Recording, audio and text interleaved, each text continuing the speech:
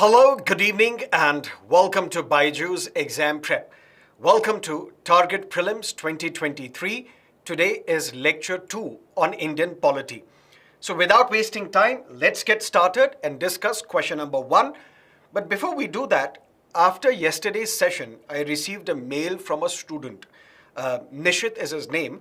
He raised a doubt regarding question number 1 that we discussed yesterday. Although we were discussing something else, but then when I read that mail, I realized that maybe there are other students also who have a similar doubt. And I replied to him that we will discuss this in today's class. So Nishit, if you're here, and others, if you have the same doubt, let's discuss what we are talking about. According to the Constitution, a member of the legislature, whether parliament or state legislatures, can be disqualified based on some of the grounds that are mentioned in the Constitution. And we have discussed that, for example, on the grounds of holding an office of profit, if you are declared insolvent, if you are declared mentally unsound, if there is a change in the nature of citizenship. And on all these grounds, a legislator can be disqualified by the president if you are a member of the parliament, by the governor if you are the member of the state legislature. But the president and the governor, they will have to act on the basis of the report given by the Election Commission of India. These are the constitutional provisions. But the Constitution further says, further disqualifications or more disqualifications can be prescribed by Parliament by law, which means the Parliament can enact a law, and through that law, it can prescribe additional grounds on the basis of which a legislator can be disqualified. And Parliament has done that. One, anti-defection law, which is under 10th schedule of the Constitution. So a legislator can be disqualified on the grounds of defection under the 10th schedule of the Constitution, which we will discuss today. As well as there is another law known as Representation of the People Act 1951. Yesterday we discussed one subsection of this law, but today we will discuss all the subsections so that there is no room for any doubt. According to this Representation of the People Act, we have Section 8, and in this Section 8 we have other sub-clauses as well, subsections as well. For example, Section 1, Section 2, Section 3. There used to be Section 4 as well, which in Lily Thomas versus Union of India 2013, it was declared unconstitutional by the top court, by the Supreme Court. We were discussing yesterday Section 8, subsection 3. Today we will discuss Section 8, subsection 1 as well as subsection 2. Subsection 1, for example, forget about the punishment. If a legislator is subjected to fine, you are disqualified. Forget about the period of punishment, imprisonment. If a legislator is imposed with a fine, you are disqualified. If you are sentenced for any period, during that imprisonment period, you are disqualified, and you are also disqualified for 6 years after the release. This topic becomes important because even today, we saw the MP court, a special MP court, has now convicted a BSP MP, sentenced to 4 years in jail, and he is all set to lose his membership of the Lok Sabha. But the point is, there are some offenses under Section 8, subsection 1, and if a legislator is convicted because of these offenses, no matter what the punishment is, if the fine is imposed, you are disqualified for 6-year period. If, for example, imprisonment is given, then during the period of imprisonment and then 6 years after the release, you cannot contest elections, you're disqualified. Which are these offenses? For example, if a legislator is convicted on the basis of Sati Prohibition Act. For example, if a legislator is convicted for promoting enmity amongst different sections of the society on the grounds of religion, on the grounds of caste, on the grounds of race, on the grounds of place of birth, etc., etc.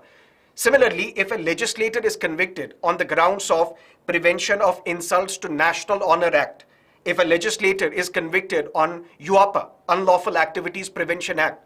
So all these offenses mentioned under subsection 1 of Section 8 of Representation of the People Act 1951, if the legislator is imposed with a fine, you are disqualified for 6 years.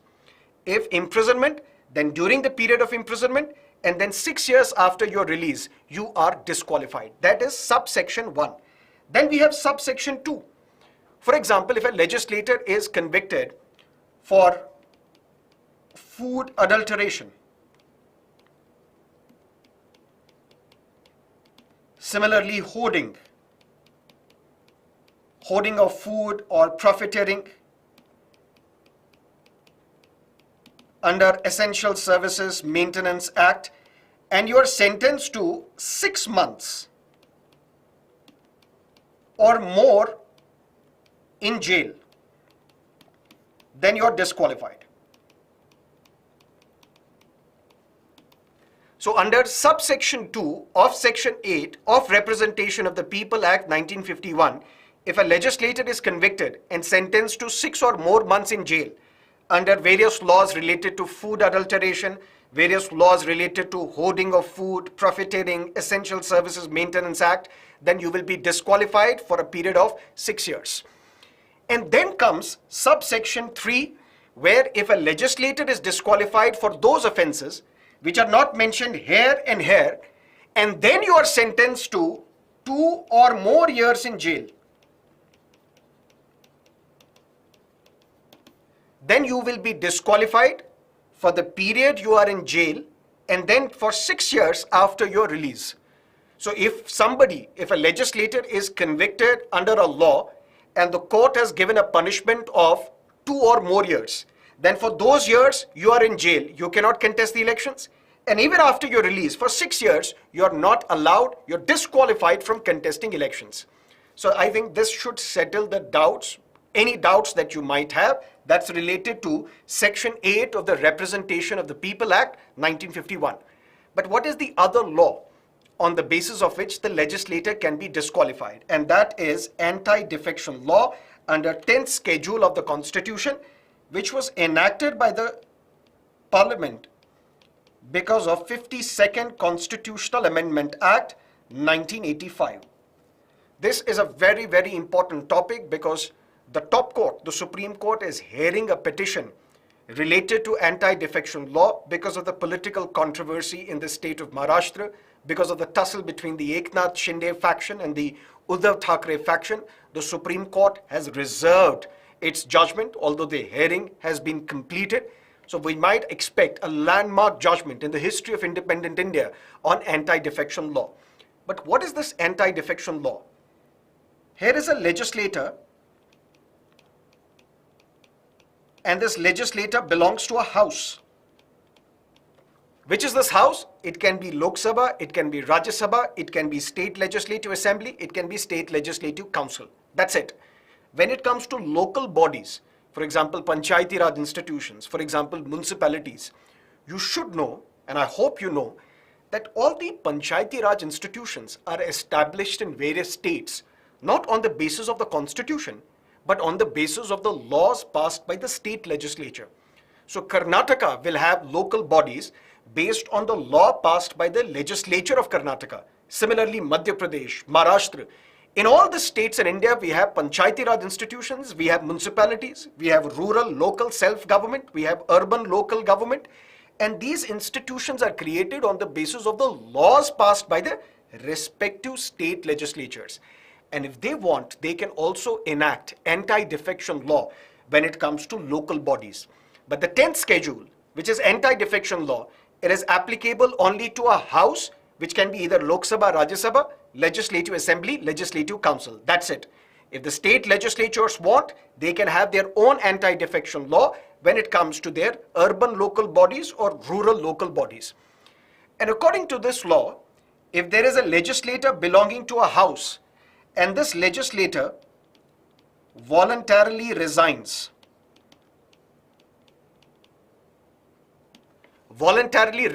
from the party which gave him or her the ticket to contest the elections, you are disqualified. But this time it is slightly different. If I am a legislator, I was given a ticket by the BJP to contest the election, I got elected to a house, after that I am voluntarily resigning from the BJP. That does not mean I cannot recontest the election again. I cannot contest the election again. I will be disqualified for contesting elections for the next 6 years. That's not the case. I'm disqualified, and after that, I can contest the election again. Clear? That is provision number 1. Provision number 2 is, if a legislator violates the whip issued by the political party. Now, what is a whip? Whip is basically a directive. And here you should know, because this whip has been subjected to a lot of debate in the Supreme Court when the 5 judges of the Supreme Court was hearing this matter. Whip is of 3 types. 1-line whip, 2-line whip, and 3-line whip. What is the difference between the 3? 1-line whip is, there is one legislator, for example, the BJP, they have more than 300 MPs in Lok Sabha. They will appoint one person as the whip, who is like the floor manager of the political party. And this whip will communicate the decisions of the political party to its members. Because how would a member know that tomorrow there is a budget session of the parliament? How would the member of the BJP know that on this particular issue, this is going to be the stand of our political party, whether we want to support uniform civil code or universal basic income? That is why there is one floor manager of the political party who is responsible for communicating the decisions of the political party to its members. 1-line whip is, the whip is informing the members of a vote in the parliament. I will issue the whip to the members of my political party on the advice of my political party, informing the members that tomorrow there is going to be a vote in Lok Sabha. That's it. The legislators can also violate this whip and no action can be taken. No action can be taken, no disqualification will arise if a legislator is violating this 1-line whip. 2-line whip is, there is going to be a vote in the parliament and please participate, please attend the parliament. That's it. 2 lines are mentioned. There is a vote in the parliament and you need to attend the parliamentary proceeding. That's it. But the legislator is free, has the freedom to even violate this whip. He may not even be present in the parliament, no action can be taken. But it is this 3-line whip which is coercive in nature. Coercive in nature in the sense, informing the members that tomorrow there is going to be a vote in the Lok Sabha, for example. You have to be present in this vote, participate in the vote, and you have to vote based on the directions of the political party. So you have to vote in favor of this money bill. You have to vote in favor of this confidence motion. You have to vote in favor of this particular piece of legislation. And if the legislator violates this 3-line whip, then the legislator will be disqualified under the provisions of the 10th schedule of the Constitution, which is anti-defection law. That's provision number 2. Provision number 3 is, we also have independent members in the parliament. For example, one MP from Lok Sabha, from Mandya constituency, she is an independent member of the Lok Sabha. She does not belong to any political party. Now, after her election, if she joins a political party, any political party, she will be disqualified under the provisions of the 10th schedule of the Constitution. Provision number 4, we have nominated members as well. Now only in Rajya Sabha, because the nominated category belonging to Anglo-Indians, that was done away with because of the 104th Constitutional Amendment Act, which we have discussed yesterday. A nominated member of the parliament is allowed to join a political party after the nomination, but within a period of 6 months. If I am nominated to Rajya Sabha, I have 6 months to decide which political party I want to join.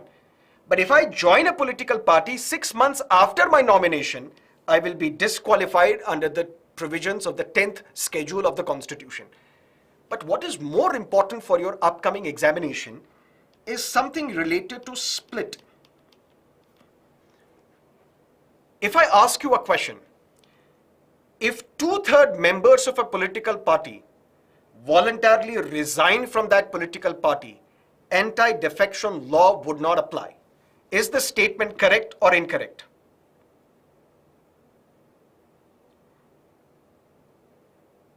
Independent member cannot join any political party after the election. The moment you join, you are disqualified. Most of the students are saying correct, but it is not. Why? Because it is under debate. What is the debate? If you look at the text of the 10th schedule of the Constitution, it says that if there is a merger of 2 political parties, I have a political party, I have some members. If there is a merger of this political party, for example, Janata Dal United wants to merge with RJD. Can this merger take place? Yes. But this merger would be possible only if two-thirds of the members belonging to JDU, they accept this merger. So first the merger should be between the two political parties. Then this merger should be supported by not less than two-thirds of the members belonging to that political party. Then they will not be subject to disqualification under the 10th schedule of the Constitution. Because there is no such thing as split of a political party. There was a provision that one-third members of a political party in a house, for example, I have 100 MPs in Lok Sabha, my political party. If one-third of these MPs resign from my party, join another political party, this is considered to be split. This was allowed till 91st Amendment.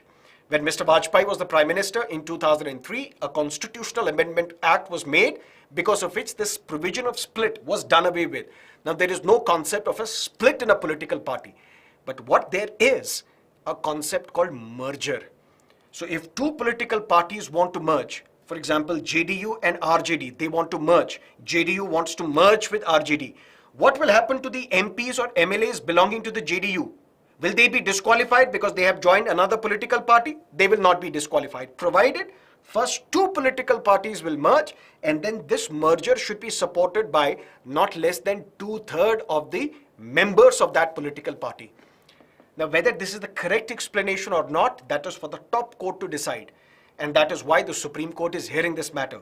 Whether some 40-odd MLAs belonging to Shiv Sena, whether they are saved from disqualification, because more than two-thirds of the Shiv Sena MLAs, they have decided to come out of Shiv Sena and create a new body. Or they are claiming that we are the real Shiv Sena. Whether that will happen or not, for that we have the decision of the top court. Please take a look at that judgment if that comes before your prelims examination. That can be an important statement for your prelims examination. And in all of this, who takes the decision? This decision is taken by Speaker of Lok Sabha or Legislative Assembly, Chairperson of the Rajya Sabha or the Chairman of the Legislative Council. And originally 10th schedule of the Constitution said the decision of the Speaker, which is the presiding officer, is final and binding. Matter went to the court. 1992. In this Kyoto Holohan judgment, Supreme Court said that the decision will be taken by the presiding officer, by the Speaker and the Chairperson, but it is subject to judicial review. Why? Because judicial review is part of the basic structure of the Constitution. That is what you need to know regarding the 52nd Amendment Anti-defection law, 10th schedule of the Constitution. Now let's look at the question. Consider the following statements. The 10th schedule of the Constitution was the first attempt to curb defections in India's political system. The 10th schedule is applicable to the members of the Parliament, state legislatures, and the local bodies in the rural and urban areas. You would know that statement 2 is incorrect because it applies only to the state legislature and the parliament. It does not apply to the local bodies and the urban local bodies or rural local bodies. But what about statement 1? This attempt in 1985, when 52nd Constitutional Amendment Act was made, when 10th schedule was added to the Constitution, this was not the first attempt to curb defections in the political system. This was not the first attempt to curb this menace of what is called Aya Ram, Gaya Ram politics, or party hopping, or crossing the floor. In fact, an attempt was made in 1973, an attempt was made in 1978. Even before 1973, a committee was set up to consider curbing this menace of defection in India's political system. So you should know and you must know that 52nd Amendment, the 10th schedule, it was not the first attempt to curb political defections in India's political system. So which of the above statements are correct? D, neither 1 nor 2 is the right answer. Clear? So 20% students are right, others are wrong, but now, great. Done. let's look at another question. Consider the following statements. Currently, there are 9 members on the panel of chairpersons in the Lok Sabha. 2. The date of election of a deputy speaker of Lok Sabha is fixed by the speaker of the Lok Sabha. Let's understand this question. Let's understand the basics surrounding this topic. Do we have a deputy speaker in Lok Sabha right now? No. Do we have a deputy speaker in Rajasthan, in Jharkhand, and there are 3 other states? No. And that is how the petition has reached the court, wherein it is argued that not having a deputy speaker is violating the text and the spirit of the Constitution. Because Constitution is clear. Constitution says after the general election, after the Lok Sabha election, for example, after the Legislative Assembly election, for example, the House shall, as soon as may be, elect 2 of its members, one as the Speaker, the other as the Deputy Speaker of Lok Sabha. And the same language is used for the state legislative assemblies as well. As soon as the general election is over, the House shall, and this phrase shall makes it binding that we must have the Speaker as well as the Deputy Speaker of Lok Sabha. But the date is not provided. The time frame is not provided in the Constitution, because the Constitution says the House shall, which makes it mandatory to have Speaker and the Deputy Speaker, but as soon as may be. So both these members are elected by the Lok Sabha, and the election is normally done, and you are elected as the Speaker or the Deputy Speaker by simple majority. And normally we have a convention. What is a convention? An unwritten rule, something which is not mentioned in the Constitution, but something that we follow. And what is that convention? The Speaker is normally the member of the ruling party.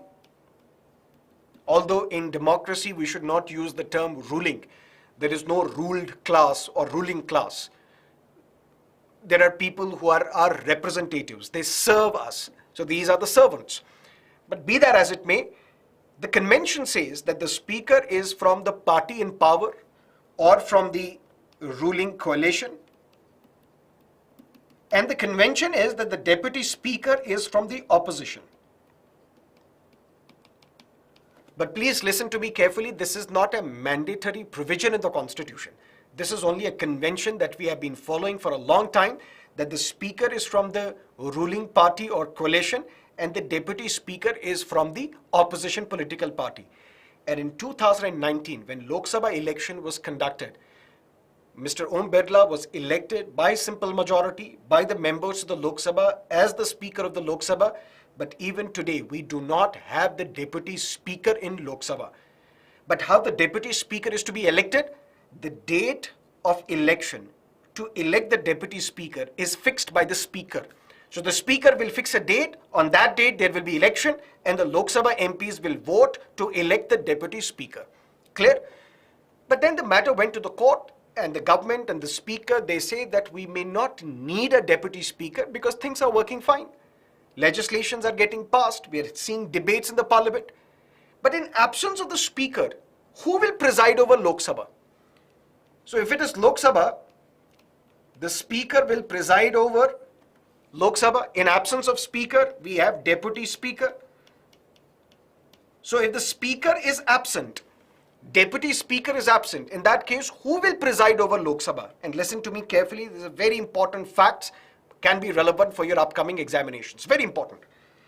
The Speaker, after he or she is elected, the Speaker nominates a panel, and that is known as the panel of chairpersons.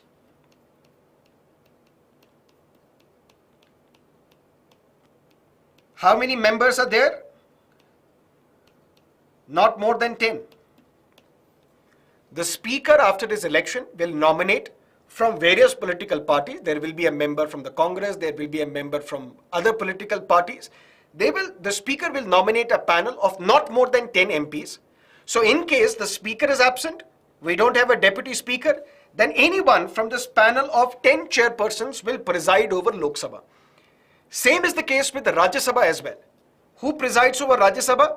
Chairperson of Rajya Sabha, who is the Vice President of India. In absence of the chairperson, who will preside over Rajya Sabha? The deputy chairperson of Rajya Sabha. In absence of deputy chairperson, who will preside over Rajya Sabha? In Rajya Sabha, how many members do we have? We have the panel of vice chairperson or vice chairman, and the number of members should not be more than 6. So 6 members will be nominated by the chairperson of the Rajya Sabha, who will preside over Rajya Sabha if chairperson is not present, if deputy chairperson is not present. That is how you would see sometimes Miss P.T. Usha will preside over the sessions of Rajya Sabha. P.T. Usha is now in the news because of some controversy that she has generated because of her comments about the wrestlers, athletes who are protesting against the chief of the Wrestling Federation of India. But be that as it may, keeping that aside, but listen to me carefully. For example, the speaker is dead. With no offense, this is just to make some conceptual clarity. For example, the speaker is dead, or for that matter, the speaker is removed, or for that matter, the speaker resigns. The speaker of Lok Sabha is dead, or has been removed, or has resigned. Now we don't have a deputy speaker either. Now you tell me who will preside over Lok Sabha. Anyone in the comment section, please.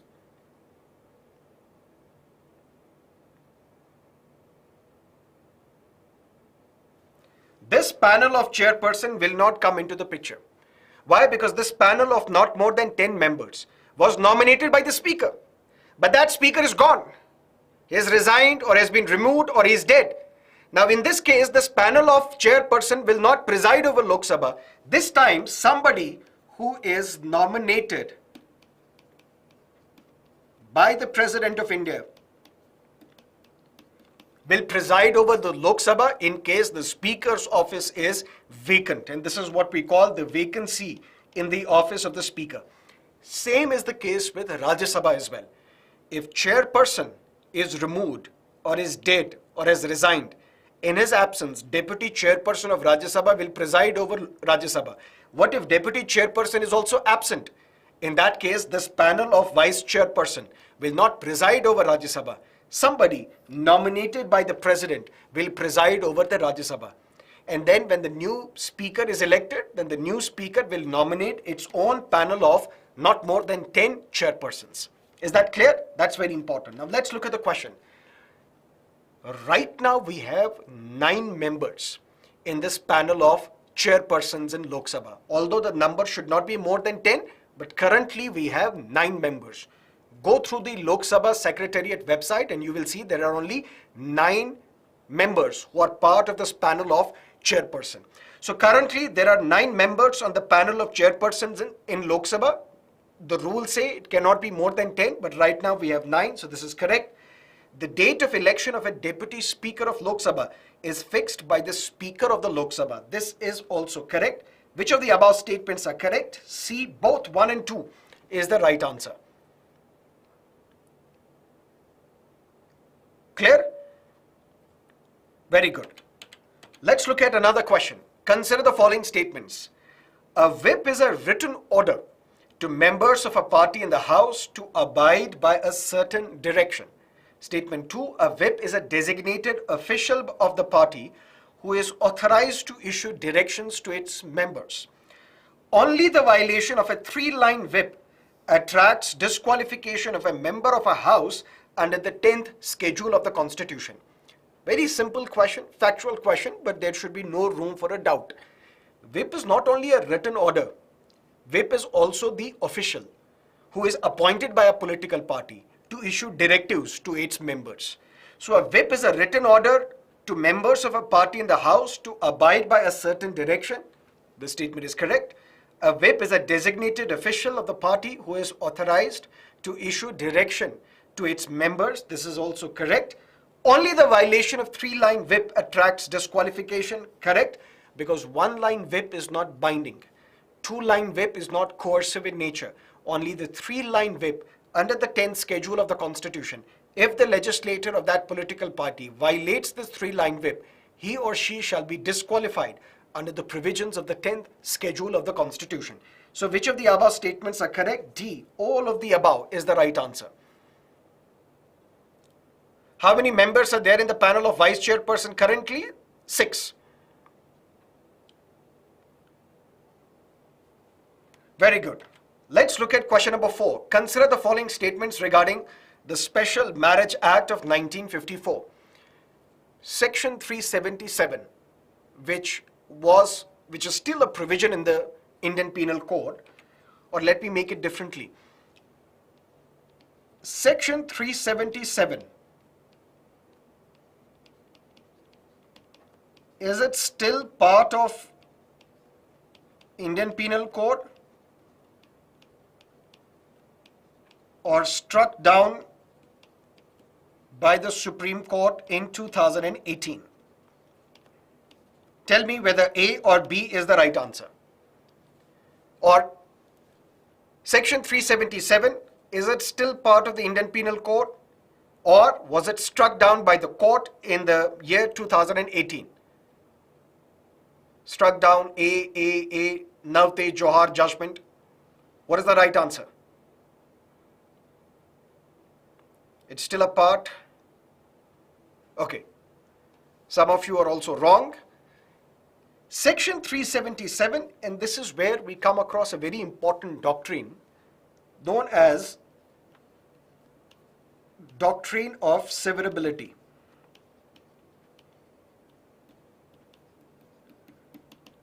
What do we mean by that? For example, we have Article 13, Clause 1 of the Constitution. What does it say? All the laws which were in operation in India prior to the commencement of the Constitution, which is 26 January 1950, all the laws which were in force in India prior to the commencement of the Constitution, will these laws remain in force even after the commencement of the Constitution? Yes. But if these laws are in agreement, are in conformity with Part 3 of the Constitution, which is the chapter on fundamental rights. Long story short, all the laws which are in force within the territory of India will continue to remain in force even after the commencement of the Constitution on 26 January 1950, as long as these laws are in agreement with the chapter of fundamental rights. But if this law or any part of this law is violative of Part 3 of the Constitution, violates the fundamental rights provided under Part 3 of the Constitution, then to the contravention of such law, these laws shall be declared invalid. For example, we have Indian Penal Code. There may be some sections of Indian Penal Code which are not in agreement with the fundamental rights chapter. That doesn't mean entire Indian Penal Code will not remain in force. Only that section will remain in force which is in agreement with the fundamental rights chapter. Similarly, Section 377, it talks about some unnatural offenses. What are these unnatural offenses? Unnatural offenses, it says whoever has carnal intercourse which is against the order of nature,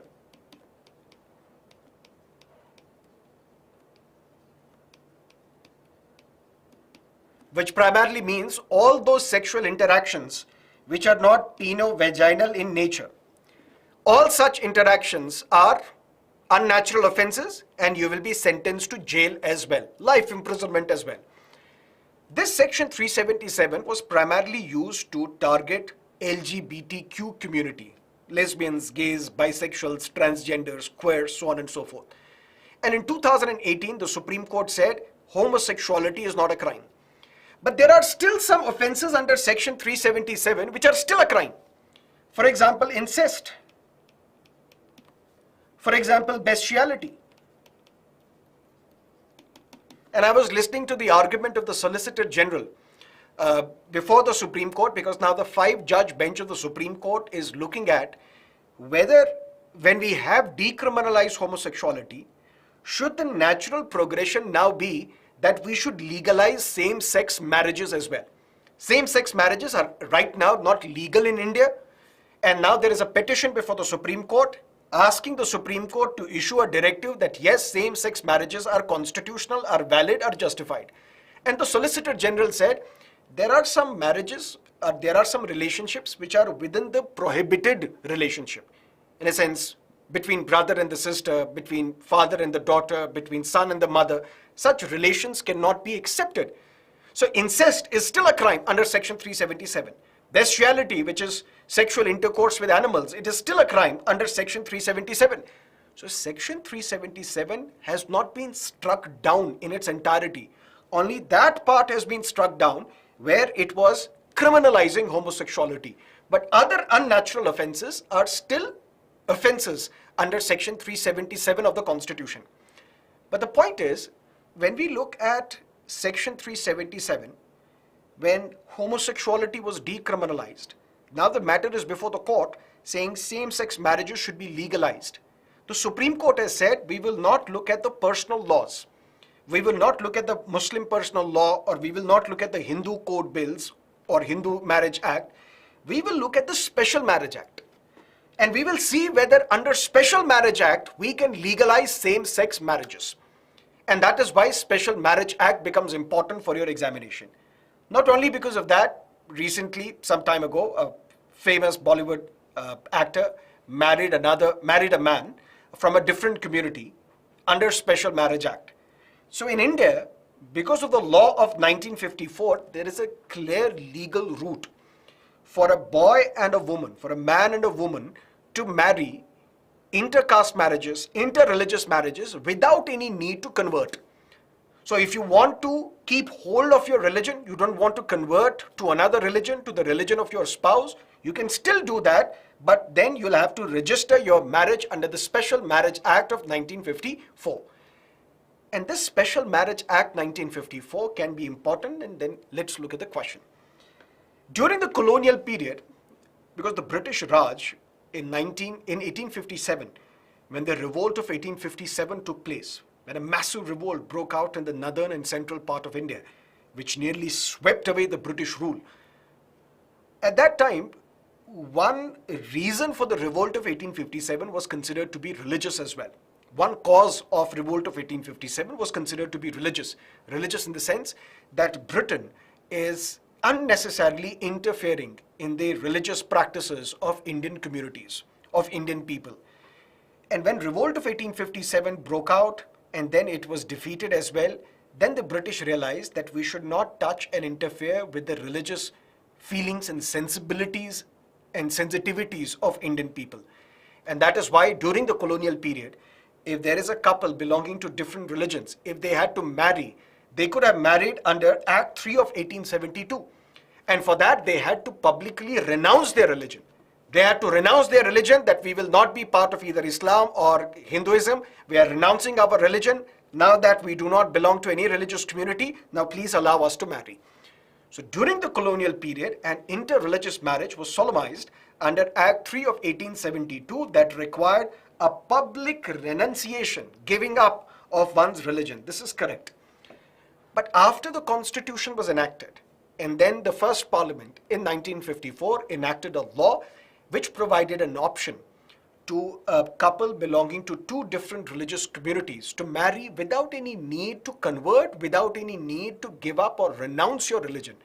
And that law is the Special Marriage Act, but it is very cumbersome, and that is why it is in the news. Cumbersome in the sense, if I have to marry under Special Marriage Act, first I have to approach the marriage officer, and the marriage officer will have to give me 30 days. Within these 30 days, the marriage officer will publicly put out the notice of this marriage, that this man and this woman, they want to marry. If you have any objections, please raise your objections and submit these objections within 30 days of this public notice. That's provision number 1.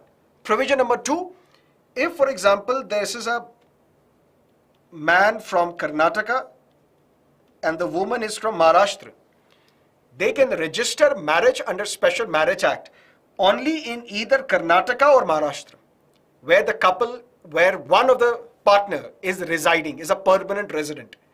If you are not from Karnataka or Madhya Pradesh, for example, you are from Karnataka or Madhya Pradesh, but you want to register your marriage in Chhattisgarh, then you have to reside in Chhattisgarh for a 30-day period. And after that, you can register your marriage in Chhattisgarh. Allahabad High Court last year said this public notice given by the marriage officer announcing to the world that this couple wants to get married under Special Marriage Act, this violates their privacy. But it is only related to Allahabad High Court. Delhi High Court also gave a judgment, but pan-India it is not applicable. That is why we say this public notice is issued by the marriage officer, inviting objections from people if they object to this marriage under Special Marriage Act. That is why it is raising a lot of concerns. Couples who want to marry under Special Marriage Act need to apply in writing to the marriage officer. Correct? The marriage can be conducted only after a month and only if no objections are raised at that time. Correct? A notification announcing the marriage needs to be displayed at a prominent place by the marriage officer. This statement is also correct. So which of the above statements is or are correct? D. All the statements are correct. So 39, now 40%, 43%. Now you have got the answer, you are applying as well.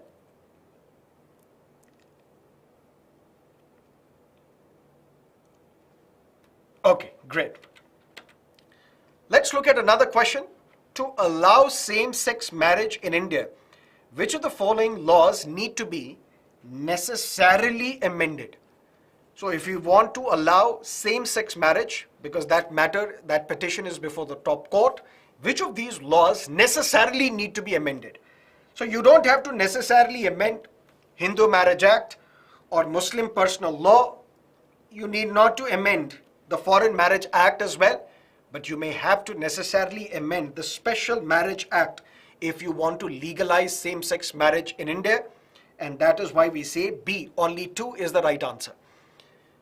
But staying with Foreign Marriage Act, what is this Foreign Marriage Act? Can anybody tell me in the comment section?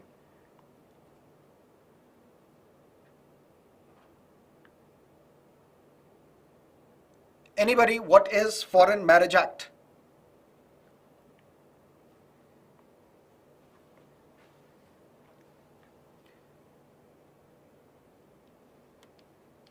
Outside India, there is a couple who wants to marry. At least one party should be an Indian. Then they can marry outside, and that marriage will be legalized in India as well, will be accepted in India as well under the Foreign Marriage Act of 1969. But there are some conditions that you have to follow.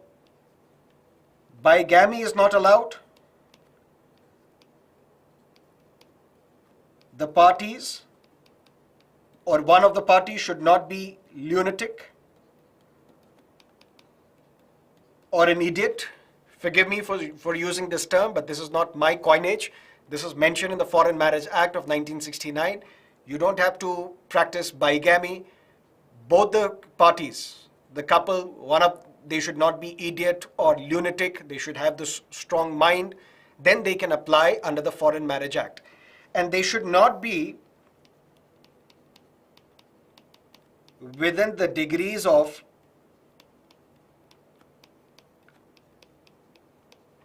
prohibited relationship.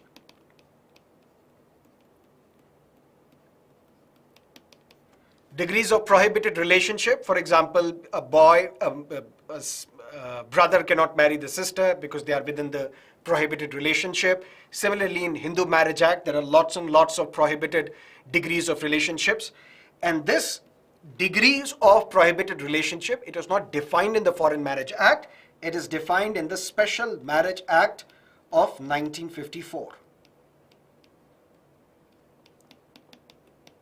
These are some important concepts that can be relevant for your upcoming prelims examination. Marrying more than one spouse is not allowed. Bigamy is not allowed under Special Marriage Act. Same case, with the Foreign Marriage Act as well. Let's look at question number 16. Question number 6. Which of the following judgments is or are directly related to the LGBTQ issues? Directly related. For example, indirectly related, we have K.S. Puttwaswamy judgment of 2017, where a 9-judge bench of the Supreme Court had to decide whether right to privacy is also a fundamental right or not. And the Supreme Court, by the majority of 9-0, all the 9 judges of the Supreme Court said right to privacy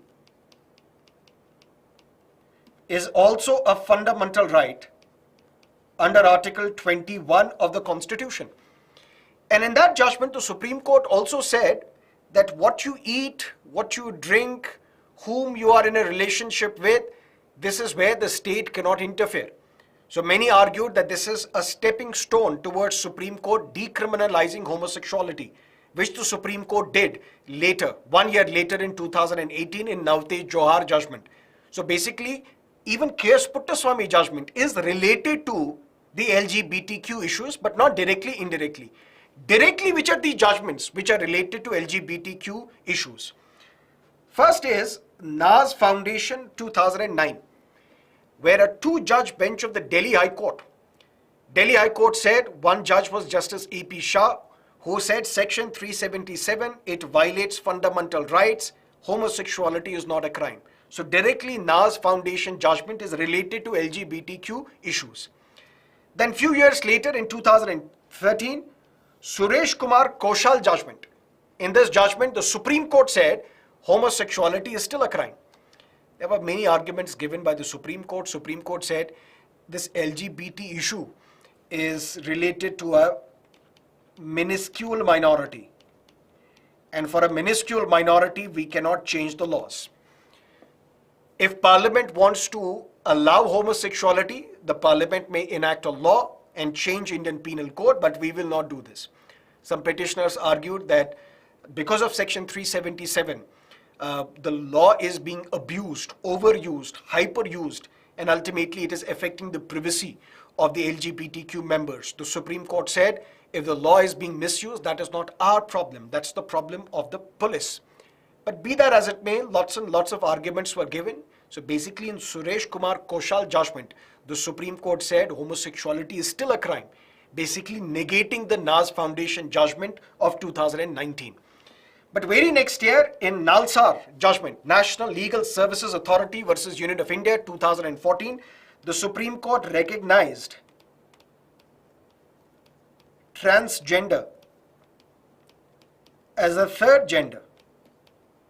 So the binary that we witnessed in India, male, female, boy, girl, man and a woman, this binary was done away with, and the Supreme Court recognized transgender as a third gender. The Supreme Court further said that these are minorities, and for them you may also provide reservation in government jobs, in educational institutions as well. So the Supreme Court basically said there has to be affirmative action policy by the state when it comes to the members of the LGBTQ community. So this judgment was also directly related to LGBTQ communities, where the Supreme Court recognized transgender as a third gender. And in the year 2018, in Navtej Johar judgment, the Supreme Court decriminalized homosexuality, read down Section 377.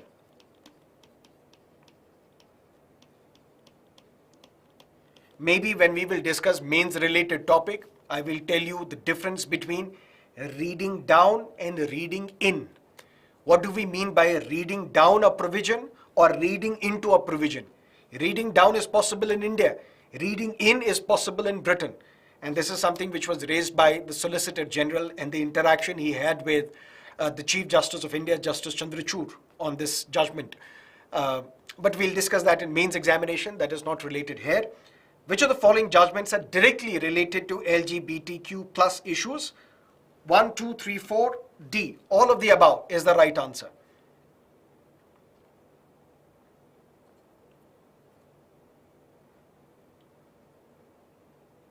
Done? Okay, great. Question number 7. Which of the following is correct regarding Section 6 capital A of the Indian Citizenship Act? Number 1, constitutional, legislative and administrative safeguards as may be appropriate shall be provided to protect, preserve and promote the cultural, social, linguistic identity and heritage of the Assamese people. Statement 2, people who entered India between January 1, 1966 and March 25, 1971 and have been living in Assam are registered as citizens. Tell me what is the right answer. And mind you, this is a tricky question. So don't consider this an easy one.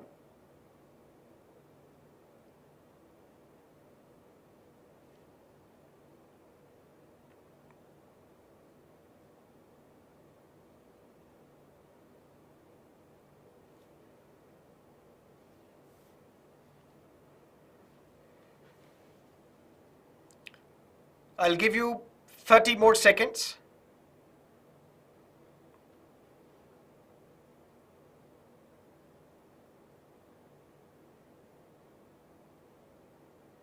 Take your time.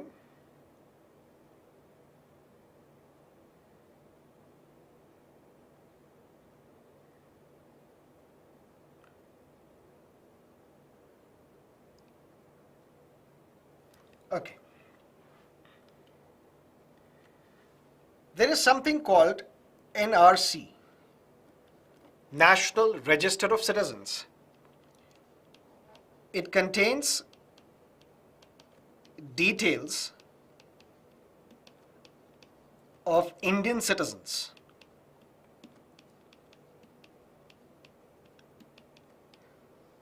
And it was updated in which year? 1951 for the entire country. But there was a demand in Assam that this NRC should be updated for Assam. Why? Because Assam faced a problem of illegal migration. And that is what led to the Assam agitation. Starting 1979, continued till 1985, it was a 6-year-long agitation against illegal migration into the state of Assam in India. And ultimately, this agitation was put to an end because of an accord known as Assam Accord. And this was signed between the 3 parties. One was the central government, the other was the state of Assam, and then the third were the protesters, led by All Assam Students Union. And Assam Accord was signed, and this anti-illegal migration agitation came to an end in 1985. What were the provisions of this Assam Accord? Provision was, number 1, whoever has entered Assam before 1st Jan 1966, they are the citizens of India, they can stay in Assam as well. No issues, no questions asked. But those who have entered Assam between January 1st, 1966 and 25th March 1971. This is where the tricky part comes.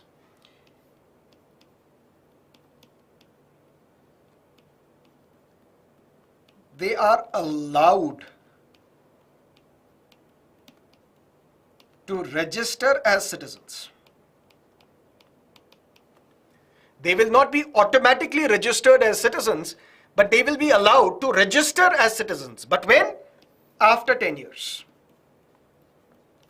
For 10 years, these people who have entered Assam between 1st Jan 1966 till 25th March 1971 midnight, for 10 years, they will not have any political rights.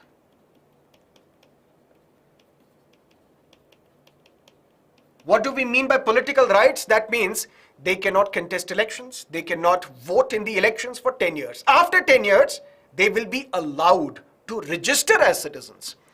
But whoever has entered Assam on or after 25th March 1971 midnight, they are to be identified, they are to be arrested, they are to be deported.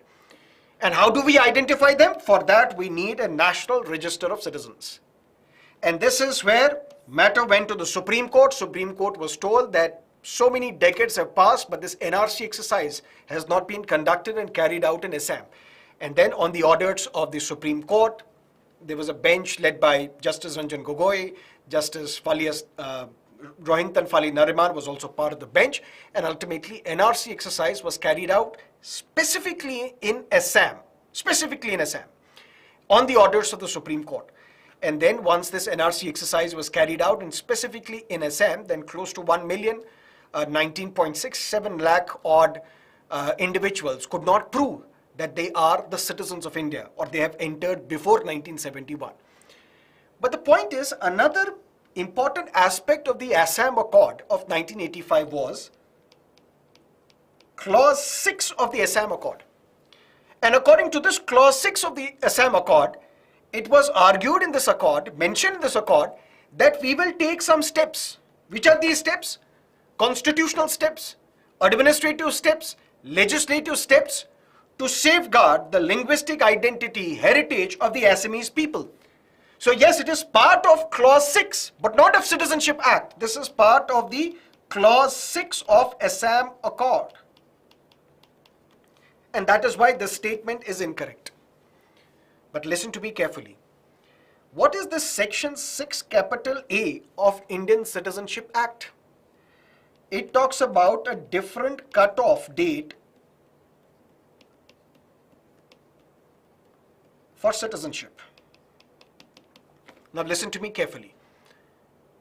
India is perhaps one of the few countries where laws related to citizenship are mentioned in the Constitution itself. At least some of the parts are mentioned in the Constitution. Because the country was divided, unfortunately, on the grounds of religion, and the country was split on August 15, 1947. So we had to be absolutely sure who are the citizens of India. And that is why Part 2 of the Constitution, which deals with citizenship, is mentioned in the Constitution. And there we say, whoever was staying in India for 5 years continuously is the citizen of India. But then we also saw migration. A massive migration of people from India to what became Pakistan. We also saw the migration of people from Pakistan to India. And for that, we had a cutoff date. And that cutoff date was July 18, 1948, or July 19, 1948. This was the cutoff date for citizenship. That means all those who are in Pakistan, if they have come to India before this cutoff date, they are allowed to register as citizens. But for Assam, there is a different cutoff date. Assam is the only state in India which has a different cutoff date for citizenship. And for Assam, what is the cutoff date? March 25th, 1971. Now, this matter is before the Supreme Court. The Supreme Court, which is hearing a matter challenging the constitutional validity of Citizenship Amendment Act 2019, the Supreme Court says, first we will look at the validity of Section 6 capital A of the Citizenship Act, which was passed in the 1980s. And we will see whether we can have a different cutoff date for Assam than for what it is in the rest of the country. And the statement 2, people who entered India between January 1, 1966 and March 25 and have been living in Assam are registered as citizens, incorrect, are allowed, will be allowed to register as citizens after 10 years. Which of the following statements are correct? D. Neither 1 nor 2 is the right answer. I will think 1,000 times before marking a question so fast from now onwards. Very good. Sir, but it is not written in Lakshmikant. My dear, does UPSC tell you, or has UPSC told you that Lakshmikant is the book that you need to follow to score well in the polity for prelims or mains exam?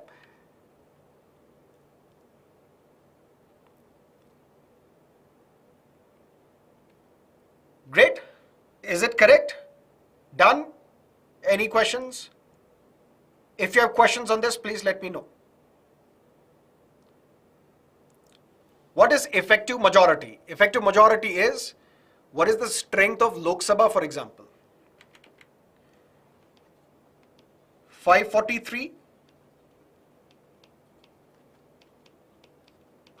is the strength of Lok Sabha, right? Let's say there are 43 MPs and their seats are vacant. For example, Wayanad is vacant. Now one more seat will be vacant. Vacancy can be because of disqualification. Vacancy can be because of death. Vacancy can be because of resignation. Vacancy can be because of various factors. Now what is the remaining strength? 500. 500 is the effective strength. That means strength of the house minus the vacancies, not the abstentions. There are hundreds of MPs who can be absent. We're talking about vacancy. Vacancy is because of death, because of resignation, because of disqualification. So total strength of the house minus vacancies, that is known as effective strength. And more than half of effective strength, my dear, is effective majority. Clear? How to avoid confusion between Assam Accord and Citizenship Act? Revise.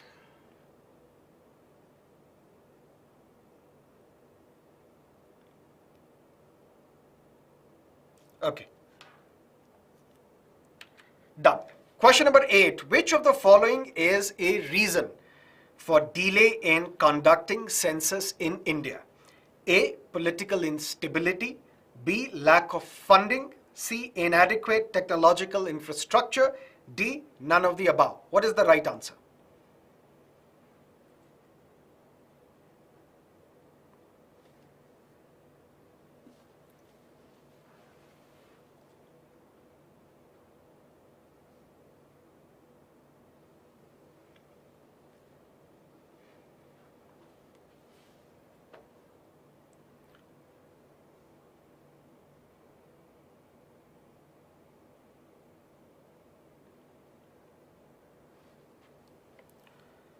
Census exercise in India is delayed. The last time census was conducted was in the year 2011. And the census is delayed in India primarily because of COVID-19 pandemic. We don't have, luckily, political instability. There is no lack of funding. Technologically, we are far, far ahead of most of the countries. So D, none of the above, is the right answer. But let me tell you something else, and let me ask you something else. Census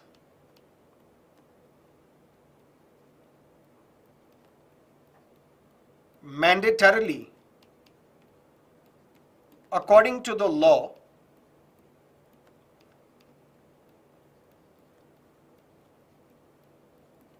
should be conducted every 10 years. Yes or no?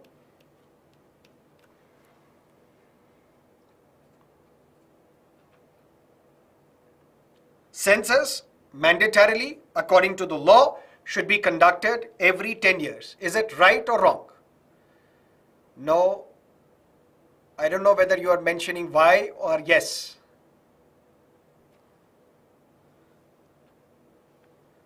Yes, yes, yes, yes.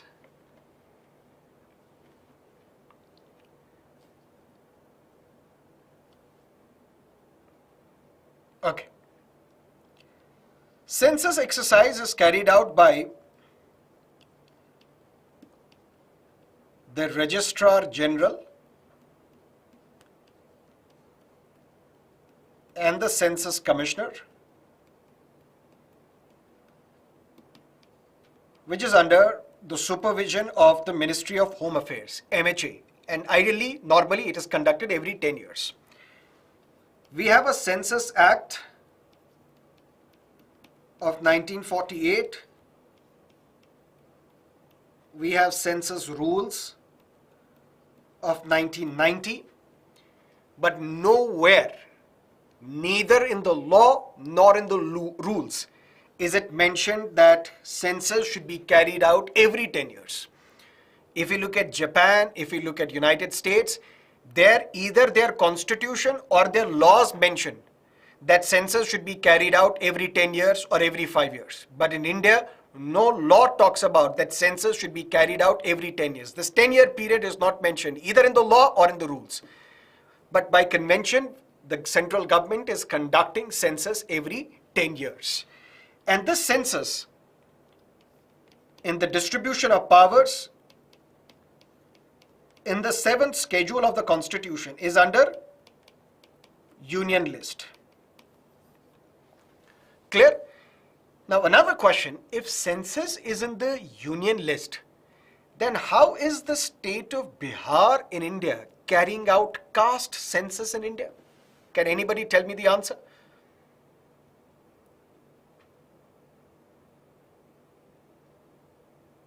If census is in the Union list, which means Parliament or the central government alone has the power to carry out this census exercise in India, then why is Bihar and how is Bihar carrying out caste census?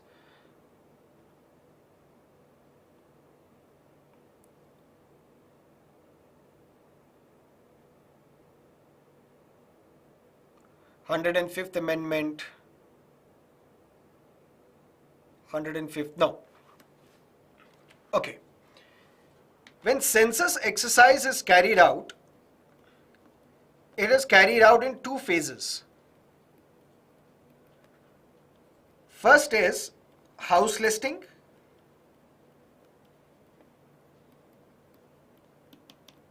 and then within 6 to 8 months of house listing, then we have population enumeration.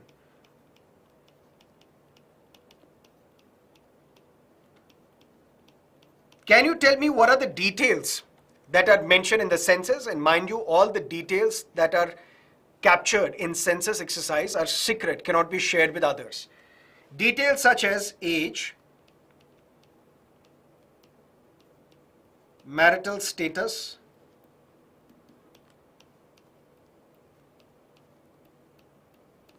educational qualification, whether you belong to SC or ST. In case of women, the fertility of the women, economic activity, what is the mother tongue, all this is captured. But what is not captured is your OBC status. Whether you belong to SC or ST community, that will be captured in the caste census. That will be captured in the census. But there is no such provision of capturing OBCs or the details surrounding other backward classes in the census exercise. And what Bihar is doing, Bihar is not carrying out caste census. What Bihar is carrying out, what they say is caste survey. We are conducting a survey and we are trying to find out what is the percentage population of the OBCs that we find in our state. In fact, the matter went to the Supreme Court as well, and Supreme Court dismissed this petition challenging the caste survey or caste census or OBC census in the state of Bihar. That is what you need to know. So census comes under Union list, which means it is the prerogative, it's the responsibility of the central government. What Bihar is doing right now, or other states are trying to emulate, is a caste survey, not the caste census. That's the difference between the two. Okay. Question number 9, which of the following is correct regarding Committee on Subordinate Legislation, and why this committee becomes important for your examination. The year was 2019. Citizenship Amendment Act was passed. According to this Citizenship Amendment Act, if there are migrants who have come from Pakistan, Afghanistan, Bangladesh, and they belong to 6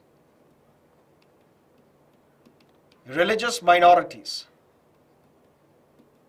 Which are these 6 religious minorities?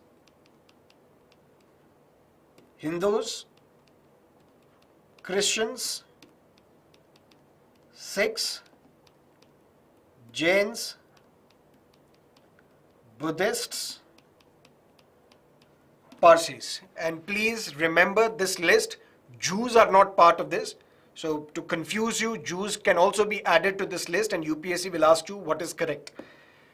The law was passed in 2019, wherein the law said if there are migrants who have come from Pakistan, Afghanistan, Bangladesh on or before 31st December 2014 and they belong to these 6 religious minorities, they can apply for Indian citizenship through registration or through naturalization, normally through naturalization. But the point is, listen to me carefully. If you belong to Pakistan, Afghanistan, Bangladesh, and you have come to India and you belong to these 6 religious minorities and you have come to India on or before 31st December 2014, you can apply for Indian citizenship through naturalization. The reason is, if I ask you, illegal migrants from Pakistan, Afghanistan, Bangladesh, if they have come to India on or before 31st December 2014, they are eligible for citizenship. Is the statement correct or incorrect? I will repeat. Illegal migrants from Pakistan, Afghanistan, Bangladesh, if they have entered India on or before 31st December 2014, they are eligible to apply for citizenship. Is it correct or incorrect? Yes, no, correct, incorrect, correct, correct. It is incorrect. Why? Because the law says, and clearly one thing that you must know and remember, illegal migrants are not eligible for citizenship in India. Prior to 1987, we were following a concept of Yas Soli, law of the soil, which means whoever is born on the soil of India before 1987, that individual is a citizen of India. Regardless of who is the father, who is the mother, whether they are Indians or not, doesn't matter. Any child born on the soil of India on or before 1987, the child is an Indian because we follow the law of the soil. It was only in 1987 that the law was changed. And the law said one of the parent has to be an Indian. Which means if a child is born, one parent, let's say the father is an Indian, but the mother is, whether foreigner, whether illegal migrant, doesn't matter. The child is an Indian. It was only in 2003, another amendment was made to Citizenship Act, wherein the amendment said a child born on the soil of India can be citizen of India provided if both parents are Indians or if one parent is an Indian and the other is not an illegal migrant. So the children of illegal migrants can never apply for Indian citizenship after 2003. But then what did this Citizenship Amendment Act of 2019 do?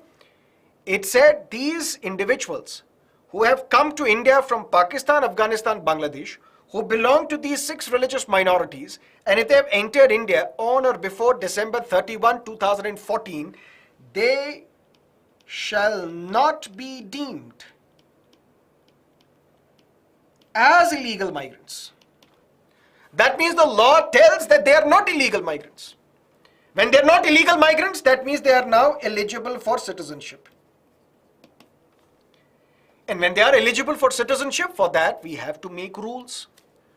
How do we know that these people have come from Pakistan, Afghanistan, Bangladesh? How do we know that they have entered India on or before 31st December 2014? How do we know that they belong to these 6 religious minorities? For that, rules are to be made. And who makes these rules? The bureaucrats. Ministry of Home Affairs, the bureaucrats, the government will have to make these rules. And the law says these rules should be made within 6 months. If the president has assented to this law, to this bill today, then these rules to implement Citizenship Amendment Act should be made within 6 months of the presidential assent. If the president has given assent to this bill today, then within 6 months, rules to implement this law should be made. If the government cannot make rules within this period, then it has to seek extension. And who will have to give this extension? This extension should be given by the Parliamentary Committee on Subordinate Legislation. And this time, 7th time, extension has been given to MHA, to Ministry of Home Affairs, to make rules under the Citizenship Amendment Act by this committee of the Parliament. Why? Because the government said because of COVID-19 pandemic, we could not make these rules, and that is why this law has not been implemented yet. So that is why this Committee on Subordinate Legislation becomes important. Now you tell me what is the answer to this question. Which of the following is correct regarding Committee on Subordinate Legislation? The committee exists only in the Lok Sabha? Let me know. The committee was first constituted in 1950 with the enactment of the Constitution. Let me know. The committee consists of 15 members elected by the members of the Lok Sabha. Let me know. On the recommendations contained in the reports of this committee, the government is required to take action within 6 months and keep the committee informed of the action taken or proposed to be taken in each case. You have 1 minute to answer this question.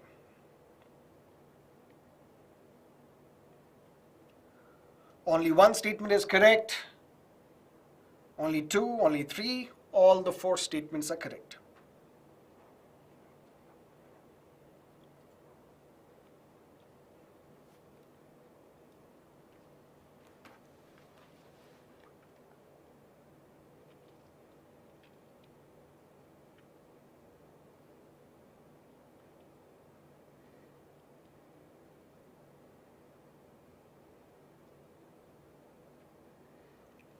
"104th Constitutional Amendment Act applies to the nominations for Anglo-Indians. Anglo-Indians are not nominated to Rajya Sabha, so it doesn't apply to Rajya Sabha. Number 1. Number 2, it calls for the extension of political reservation for SCs and STs. But you would know in Rajya Sabha there are no seats reserved for SCs and STs, which means 104th is not applicable to Rajya Sabha. Okay. The committee exists in the Lok Sabha. Incorrect, because this committee extends or exists in the Rajya Sabha as well. The committee was first constituted in 1950 with the enactment of the Constitution. Incorrect. The first time it was set up was in December 1953. The committee consists of 15 members. Absolutely correct. But elected by the members of Lok Sabha, no. Nominated by the Speaker. If it is Lok Sabha, nominated by the chairperson of the Rajya Sabha. 15 members, yes, but not elected, nominated. On the recommendation, that means statement 3 is incorrect. On the recommendations contained in the reports of the committee, the government is required to take action. You may not know whether the statement is correct or incorrect, but even here, you will be able to find the right answer. Because only 2 statements are correct, no, because 3 are incorrect, which leaves us with only A. Only 1 statement is correct, because 4th statement is correct. A is the right answer. Done? Very good. Okay, question number 10. It is introduced in the Parliament by a member to call the attention of a minister to a matter of urgent public importance and seek an authoritative statement from him or her on that matter. The statement given above refers to A, B, C, D. Calling attention, adjournment, privilege, point of order.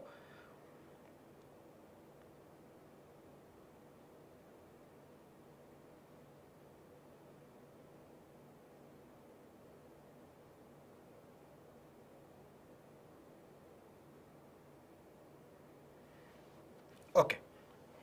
It is calling attention motion. A is the right answer. Now, if the statement would have said it is introduced in Lok Sabha by a member to call the attention of a house to a matter of urgent public importance, then what is the right answer? The right answer then becomes adjournment motion. And in this adjournment motion, the discussion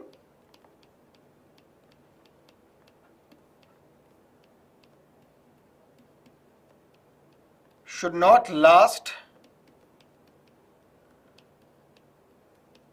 for less than 2.5 hours. Adjournment motion can be introduced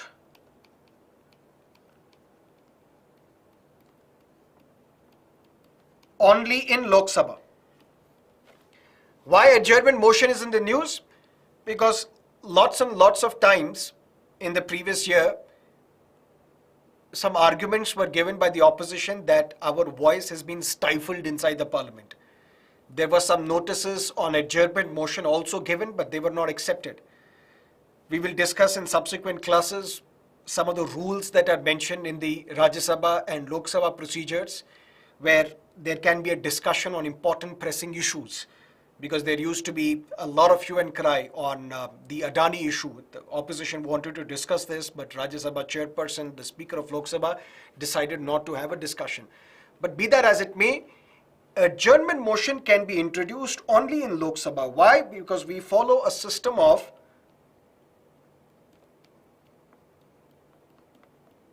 parliamentary democracy. And in parliamentary democracy, Council of Ministers are accountable to, are responsible only to Lok Sabha. If 50 members of the Lok Sabha write to the Speaker that, dear Speaker, we want to suspend whatever is the agenda of the House. Instead, what we want to discuss a matter of urgent public importance. And this matter we have not discussed previously. This is a new matter on urgent public importance. And this matter is not pending before the court as well. Because if there is an urgent matter pending in the court, on that you can't have adjournment motion. If there is a matter which was also already discussed previously in the Lok Sabha, we can't have an adjournment motion. If we want to have a discussion on an urgent matter of public importance, and we want to draw the attention of the entire Lok Sabha, entire House, on the matter of urgent public importance, then if it is accepted by the Speaker, there will be a debate, there will be a discussion which will last for not less than 2.5 hours. After that, there will be voting. If the voting takes place, and if this adjournment motion is passed by simple majority,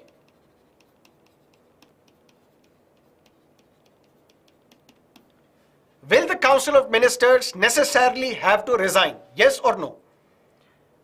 If adjournment motion is passed in Lok Sabha by simple majority, will the government have to resign? Will the Council of Ministers have to resign or not? Necessarily. Yes or no?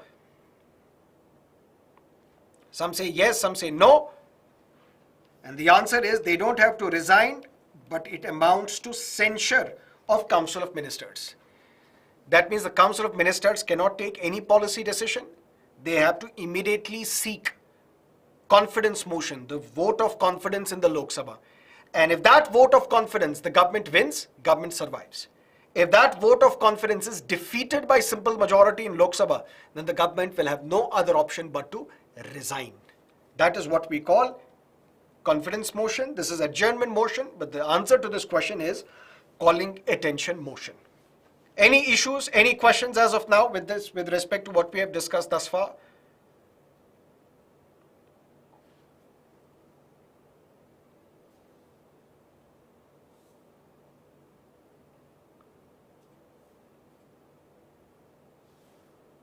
So discuss point of order. For example, Ms. Mahua Moitra, she was participating in a debate, and then she also tried to bring in the issue of Mr. Ranjan Gogoi, the former Chief Justice of India, and she spoke of him as well. One member from the BJP got up and said, dear Speaker, I have the point of order. And what is this point of order? If, for example, let's say I have to discuss polity, and if I start deviating from polity and I start discussing economics, or I start discussing history, then you will raise the point of order, you are deviating. You have to discuss polity, why are you discussing history? That's the point of order. Similarly, when a member of the parliament, you have to discuss according to the rules of Lok Sabha. And if you're deviating from that rules, somebody can say, Dear Speaker, I have a point of order. This particular member of the Parliament is deviating from the rules. You have to cite which rule he or she is violating, and that is what is known as the point of order. Okay. Which of the following type of resolution is binding on the government? A, private members resolution. B, government resolution. C, statutory resolution. D, both B and C. What is guillotine in the Parliament? For example, we have union budget. Union budget is presented on the 1st of February every year, and then there is a general discussion for a few days, and then the Houses of the Parliament are adjourned. When the Houses of Parliament are adjourned, what happens in this adjournment period?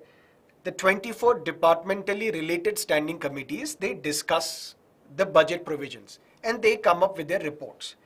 And then there is voting on the demands for grants. Because all those demands that individual ministries have raised, if the Lok Sabha votes, then that money will be granted. That's what we call voting on demands for grants. And ideally, all these demands are taken ministry by ministry. One ministry, then another ministry, then another ministry. What if we have paucity of time? We can't take up all these demands one by one, ministry by ministry.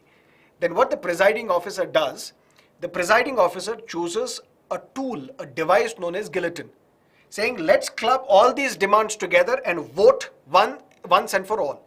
So instead of taking demands individual, ministry by ministry, we will club all the demands together, and that is what is known as guillotine. Okay, which of the following type of resolution is binding on the government?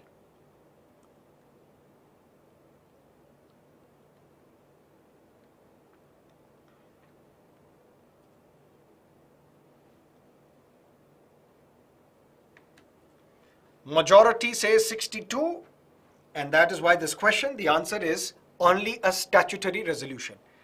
What is a private member's resolution? A resolution introduced in the Parliament by a private member. That means somebody who is not a minister. It's a private member's resolution. It is not binding on the government. Government resolution is a resolution introduced by a minister. For example, at the peak of Anna Hazare's movement against corruption, 2011, India Against Corruption movement, there was a government resolution introduced by the then minister, Mr. Pranab Mukherjee. And that government resolution was referred to as sense of the House. Since this resolution was introduced by the minister, Mr. Pranab Mukherjee, it becomes a government resolution. It was known as sense of the House. That the sense of the House is we are committed to passing a strong anti-corruption ombudsman law in India, Lokpal, Lokayukta in India. But even this government resolution is not binding on the government. What is binding is a statutory resolution. One example of statutory resolution. For example, judges of the Supreme Court and High Court or the Chief Justice of India can be removed. Who can remove the judge of the Supreme Court and High Court? Option A, President. Option B, Parliament. Option C, Chief Justice of India. Option D, none of the above. I'll rephrase my question. The judges of the Supreme Court and High Court are removed by A, President, B, Parliament, C, Chief Justice, D, none of the above. What is the right answer? Parliament, Parliament, Parliament, Parliament. President is the right answer. President is part of the government, the head of the executive. Now this resolution is passed, the resolution calling for the removal of the judge of the Supreme Court, judge of the High Court, should be passed by both houses of the Parliament by special majority. That means this resolution becomes what? It's a statutory resolution. Statutory resolution means a resolution passed in pursuant with the provisions of the Constitution. That means in pursuant with the provisions of the law passed by the Parliament. For example, this becomes a statutory resolution because this resolution is passed based on the provisions of the Constitution or provisions of a statute, provisions of a law. This is binding on the government. Which means if such a resolution is passed by both houses of the Parliament by special majority, President will have no other option but to accept this resolution sign on this resolution and remove the judge of the Supreme Court or High Court. Long story short, private member's resolution is the resolution introduced by a private member who's not a minister. It's not binding on the government. Government resolution means a resolution introduced by the minister. It's also not binding on the government. What is binding on the government is a resolution passed under the provisions of the Constitution. Resolution passed under the provisions of a statute, under the provisions of a law. That becomes binding on the government. So C, statutory resolution, is the right answer. Okay. Question number 12. Which of the following bills require prior consent of the President before tabling in the Parliament? Money bill, financial bill, constitutional amendment bill, ordinary bill, bills under Article 370. Select the correct option from below. Tell me what is the right answer.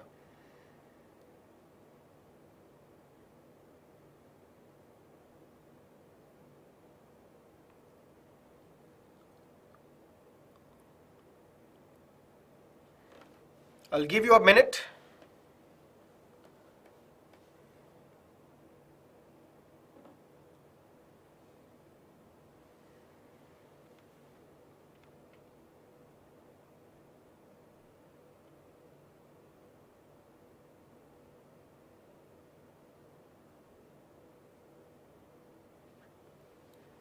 Okay. Which of the following bills require prior consent of the President? Money bill under Article 110 cannot be introduced in Lok Sabha without the prior consent of the President of India.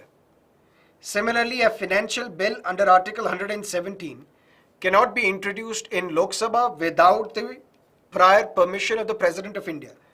Constitutional Amendment Act, it does not require prior consent of the President of India.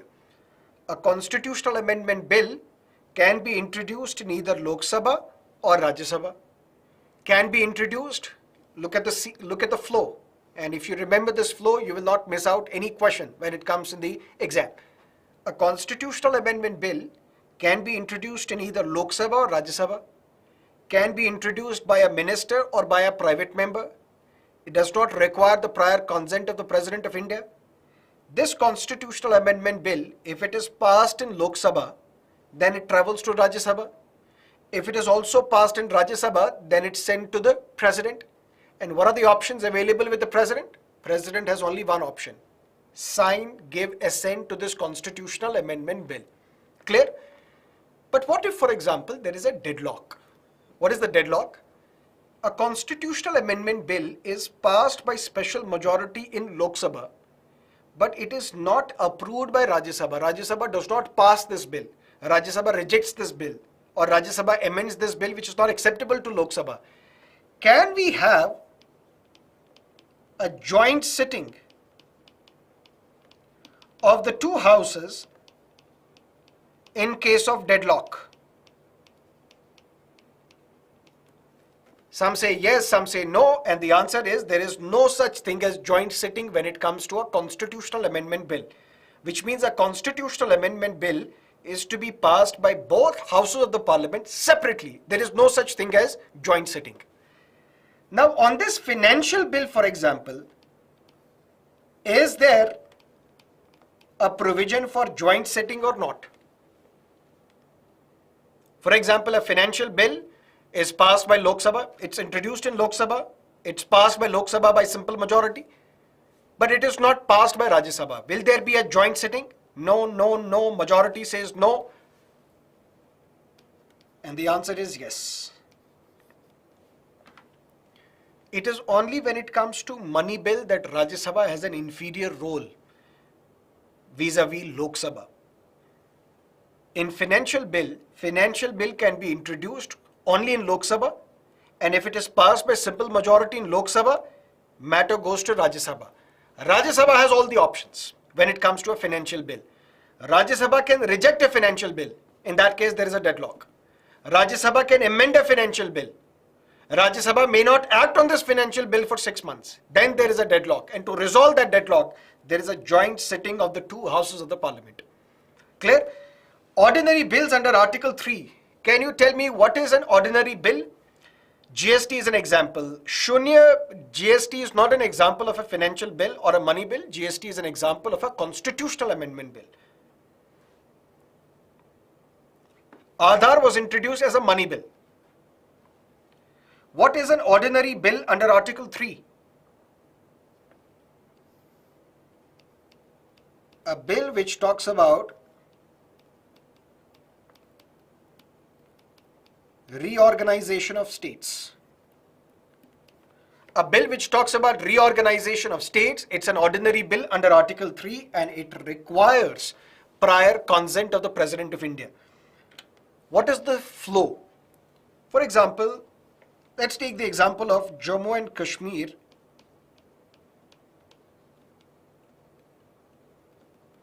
reorganization bill.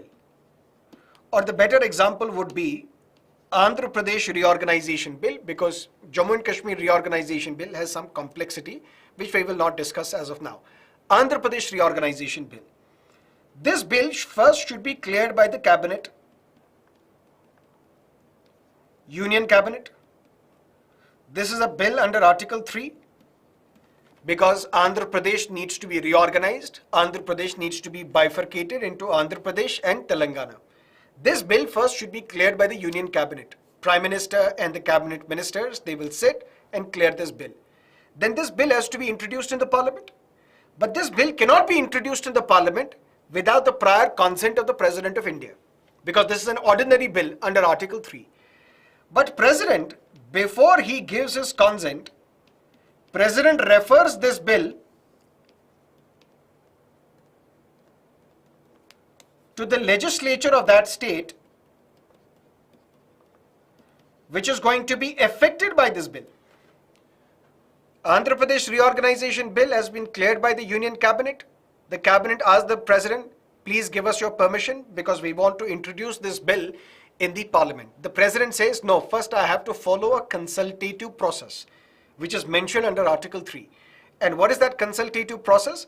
I will refer this bill to the legislature of that state which is going to be affected by this bill. And which legislature is going to be affected by this bill? Andhra Pradesh legislature. Seeking views of the Andhra Pradesh legislature. But these views are not binding on the President. For example, this Andhra Pradesh reorganization bill, it was sent in a special aircraft to Andhra Pradesh legislature by the President of India, and Andhra Pradesh legislature passed a resolution rejecting this bill. President said, I was only asking for the views. Your views are not binding on me. You have given your views, shared your views. Now I am going to give approval to the cabinet. Please introduce this bill in the Parliament. This bill can be introduced where? In Lok Sabha first and then Rajya Sabha, or first Rajya Sabha then Lok Sabha? Anyone?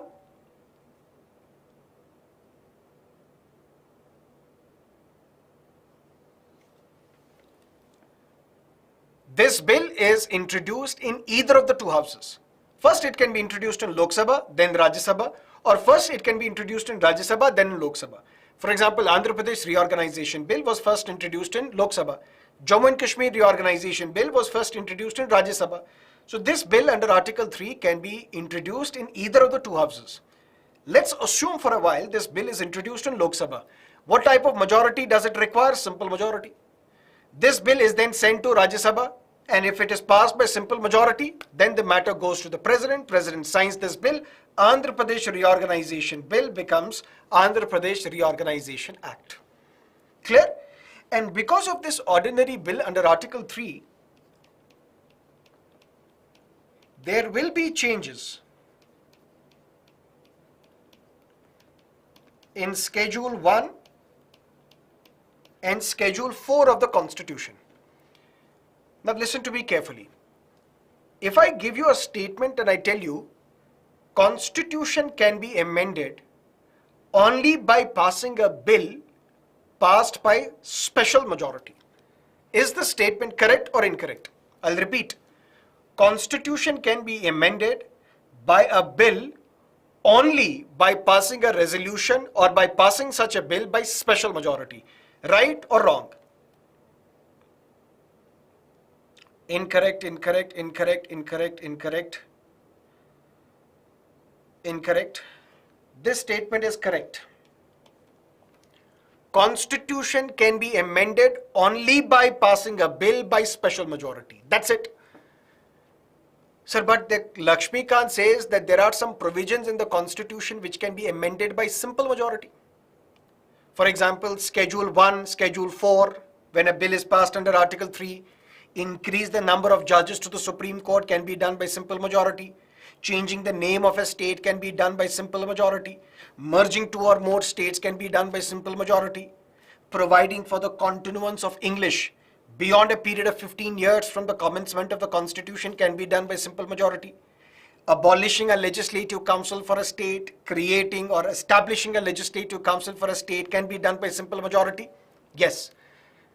But the same Constitution says all these changes shall not be deemed as amendment to the Constitution.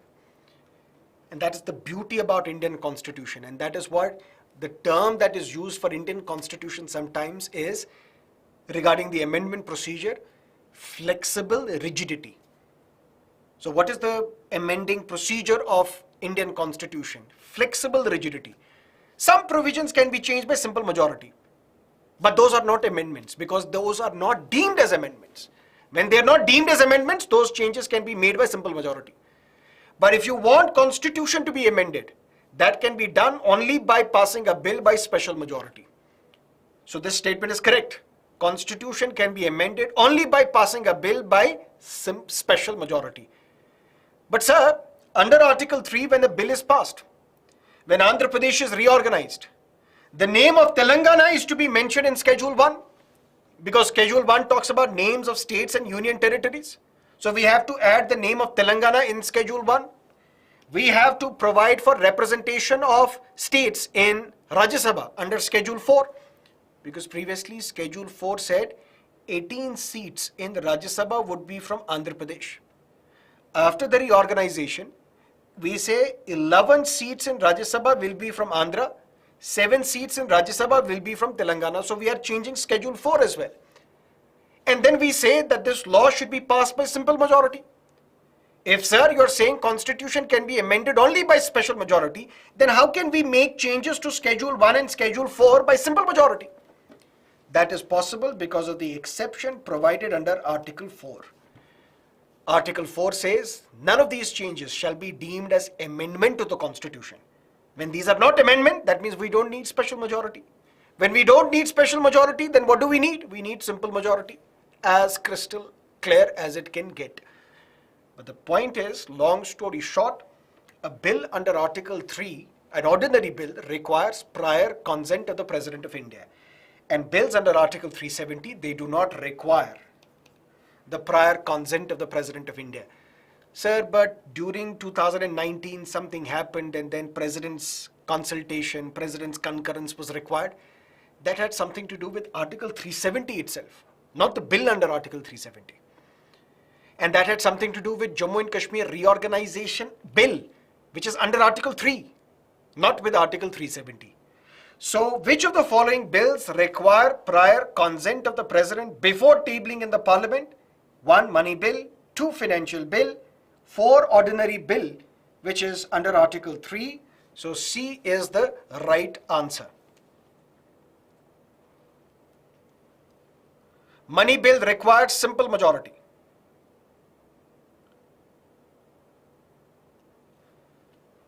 Sir, money bill means 50%, simple majority means more than 50% members present in the House. More than 50% of the members present and voting.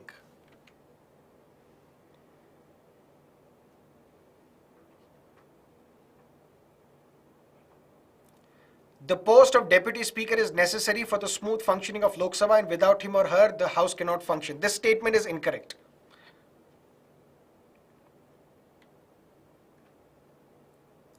Then what about 1/2 of the state ratification? It is still by special majority, but if you are changing some of the federal features, you require ratification by at least half of the states as well. Okay.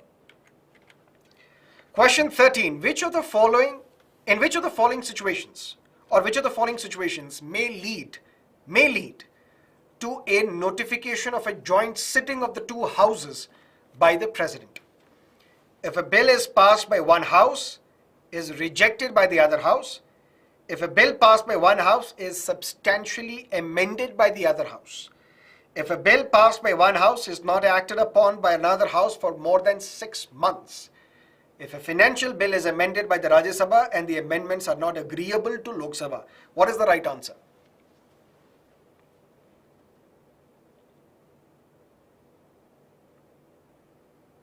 Abhishek Tripathi, what's your question, please? Simple majority for Article 3, yes.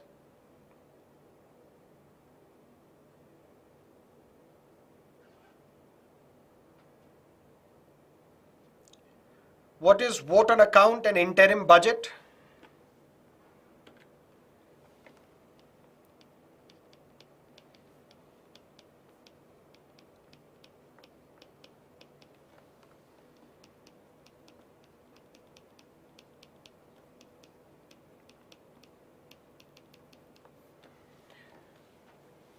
Previously and now, there are two different instances.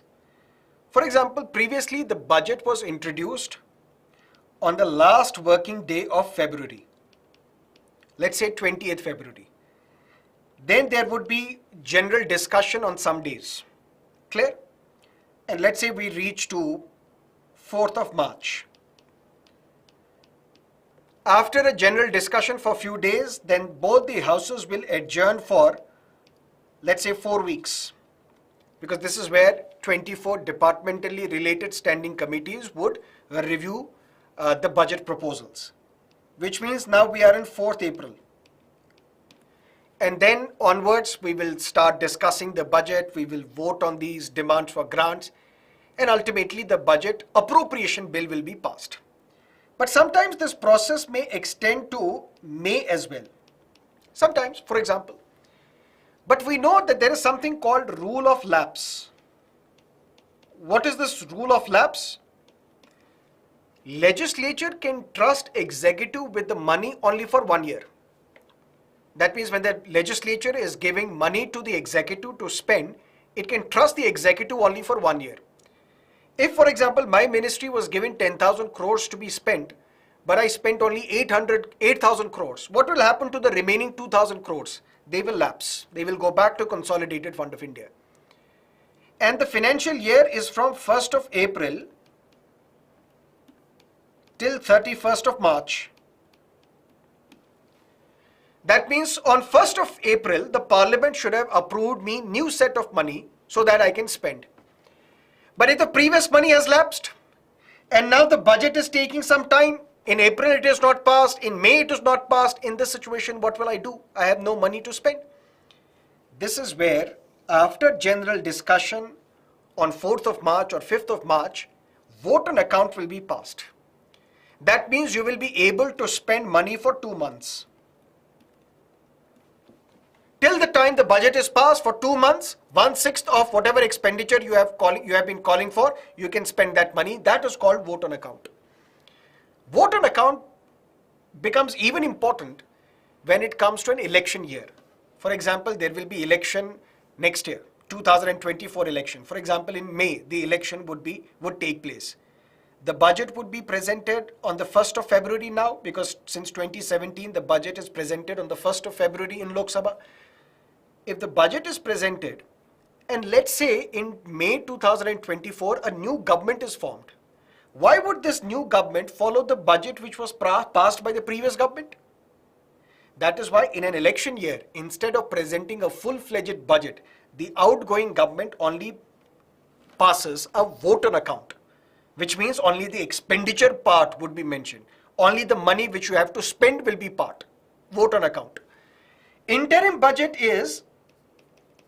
will have the expenditure component as well, will have the revenue component as well. So that when the new government is formed, this new government, instead of presenting a full-fledged budget from April 1st till 31st March, will present an interim budget for the interim period till the 31st March 2025. And that interim budget will have the revenue component as well as expenditure component. vote on account only has expenditure component, which means only appropriation bill is passed. But in interim budget, it will have both components. Revenue component, which means finance bill, as well as expenditure component, which means the appropriation bill. That's the difference between the two.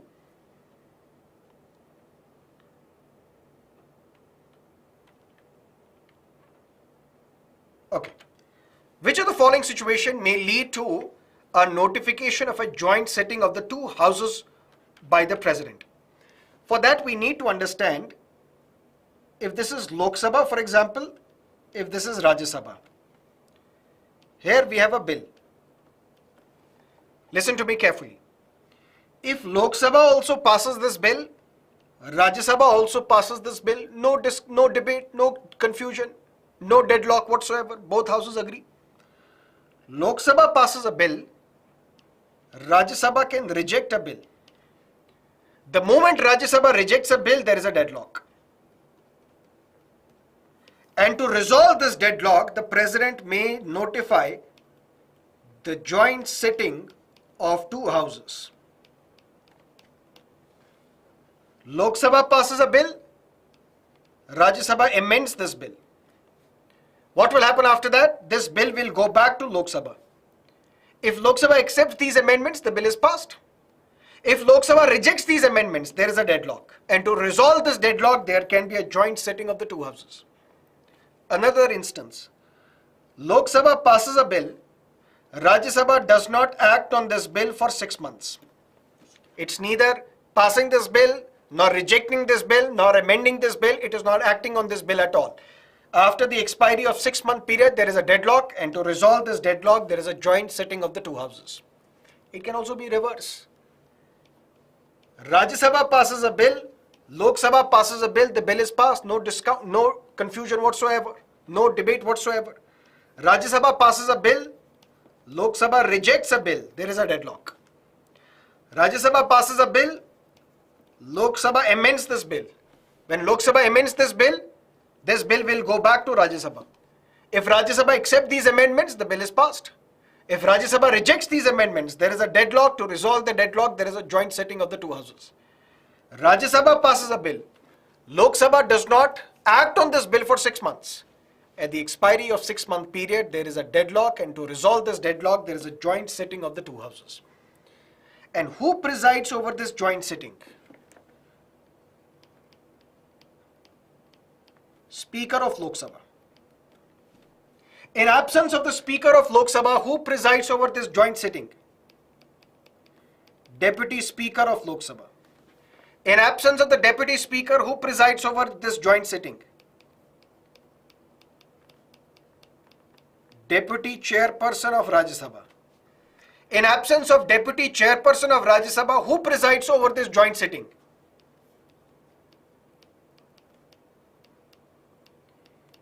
Any member chosen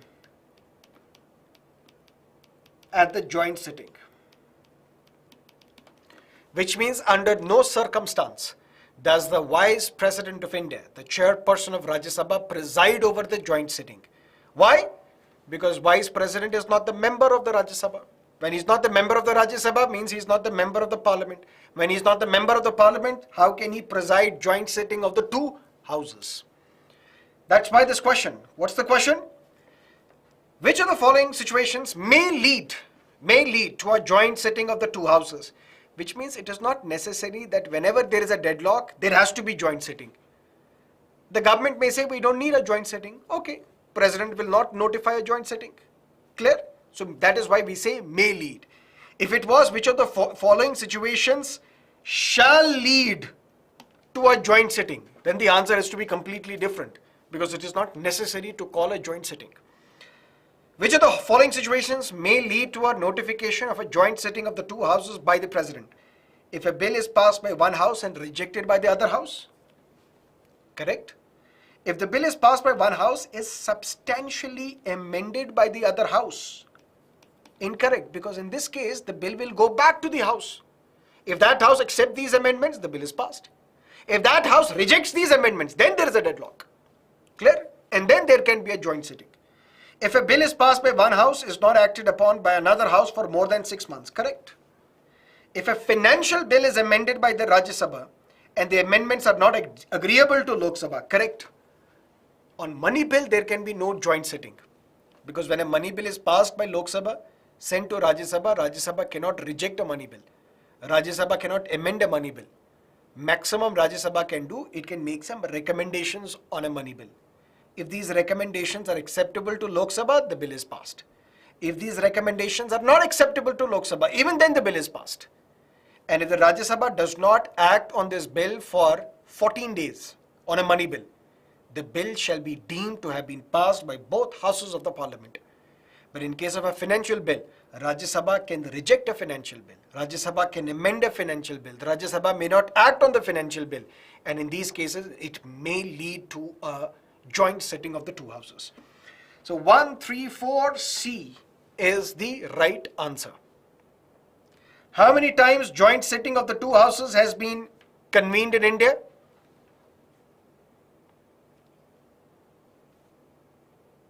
Kunal Kishore, how many times? 3 times.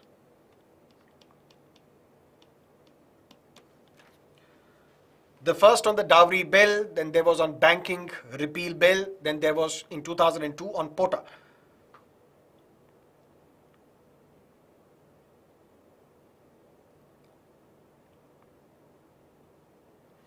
Okay, if you have further questions, let me know, then we will discuss the remaining set of questions tomorrow onwards.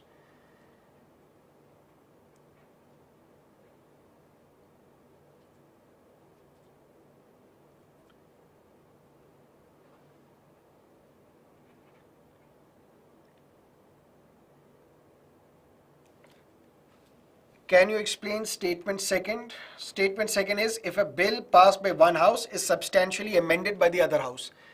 Substantially is just to add gravitas to the statement. If it is amended by the other house, but these amendments can go back to the previous house. If the previous house accepts these amendments, the bill is passed.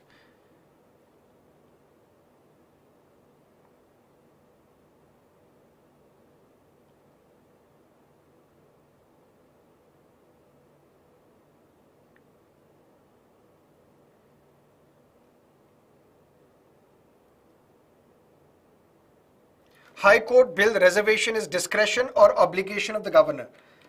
When a bill is passed by the state legislative assembly and then it is sent to the governor has a discretion. The governor can either give assent to this bill or withhold his assent to the bill or use the pocket veto, or the governor can reserve a bill for the consideration of the president. Reserving any bill for the consideration of the president is the discretionary power of the governor. But in one instance, it is mandatory.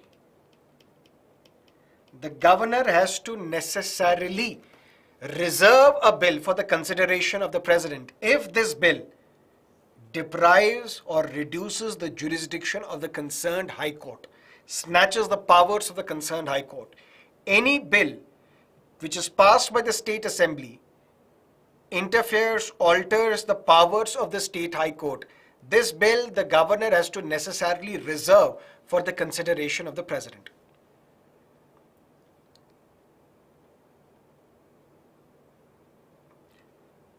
Okay, that is it for tonight. We'll meet again tomorrow, 7:30 p.m. and discuss the remaining set of questions and discuss few other concepts and topics relevant for the upcoming examination. If you have stayed with me thus far, thank you. Don't forget to press the like button and see you tomorrow, 7:30 p.m. Till then, have a great time. Bye-bye. Good night. Stay safe.